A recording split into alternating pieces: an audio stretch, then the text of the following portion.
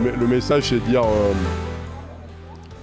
qu'il faut prendre plaisir à jouer, quel que soit son talent et quelles que soient les ambitions qu'on peut avoir. Voilà, le rugby, c'est un jeu et il faut prendre plaisir sur le terrain tout le temps. Un moment très agréable avec des gens qui avaient une vraie compétence sur le sujet, dans une actualité qui est pleine et entière, hein, avec la Coupe du Monde de rugby à 7 qui a débuté aujourd'hui et la préparation de la Coupe du Monde 2023. Donc ça a permis aussi de disséquer un peu toutes les phases pour essayer de comprendre pourquoi ça fonctionne ou à l'inverse pourquoi ça ne fonctionnait pas.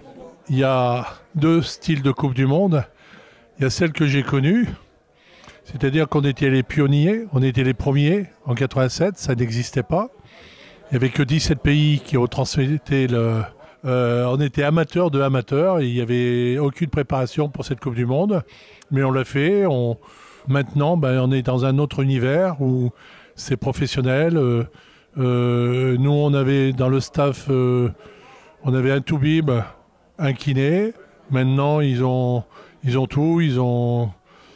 Je suis content parce que on a des gens tous les jours pendant des années que j'ai croisés au gré de mon travail où ils me disaient vous nous avez fait rêver, c'était formidable, ce monde amateur où on collait à la réalité de la vie, c'est-à-dire ce que les gens y vivent dans leur village, dans leur petite ville, même dans leur grande ville.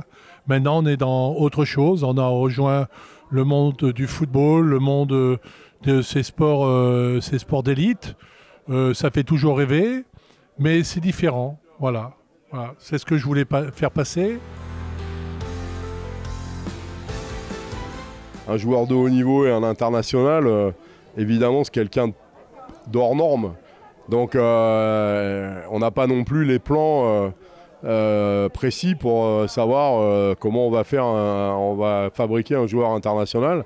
Je crois que c'est une personne qui construit son expérience, qui construit ses ambitions, et puis qui ont derrière une volonté et un talent pour être le meilleur dans le sport qu'ils aiment. Donc voilà, je crois que c'est de pouvoir créer l'environnement autour de ces jeunes-là, justement pour qu'ils puissent y trouver tout ce qu'il faut pour pouvoir devenir un joueur de haut niveau. Et voilà, c'est surtout ça, l'entraîneur magicien, j'y crois pas beaucoup. Je crois à des entraîneurs qui sont très bons préparateurs d'équipe, et voilà, mais un vrai formateur, je pense, c'est quelqu'un qui crée l'environnement justement pour que le joueur puisse progresser et garder sa motivation. Moi, le rugby m'a élevé à m'élever, m'a pas enrichi, il m'a aidé à m'élever parce que j'étais international, que je m'en suis un peu servi. Mais il y a une reconnaissance, voilà, il y a une reconnaissance. Et c'est ce que j'ai essayé à un moment, j'étais président de la commission des internationaux, c'est ce que j'ai essayé de faire passer auprès des jeunes en leur disant, maintenant vous êtes international, vous n'êtes plus un joueur professionnel qui joue dans un club, vous portez la cocarde, et ça c'est ta vie. Alors, ce qui a évolué, c'est effectivement, dans un premier temps, les structures.